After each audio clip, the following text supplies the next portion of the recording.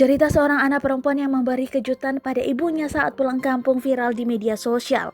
Cerita tersebut terekam dalam video yang diunggah oleh akun TikTok kakaknya @anggaprasetyo92 pada Minggu 9 Mei 2021.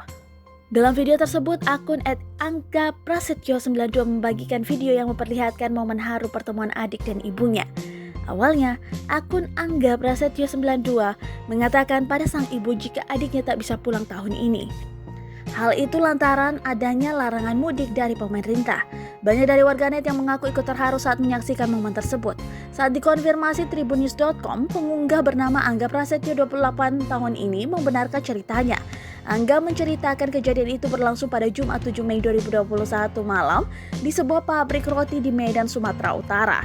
Kala itu, Angga dan adiknya Indriani 21 tahun memang berencana untuk memberi kejutan kepada sang ibu yang sedang bekerja.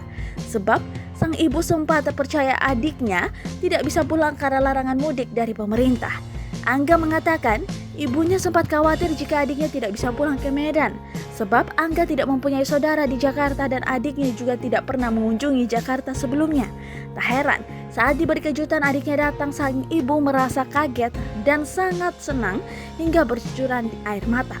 Padahal sang adik yang sudah 2 tahun tidak pulang karena menjadi TKW di Malaysia ini sangat ditunggu kehadirannya di Lebaran tahun ini. Angga yang menyaksikan momen ibunya bertemu dengan sang adik pun ikut terharu.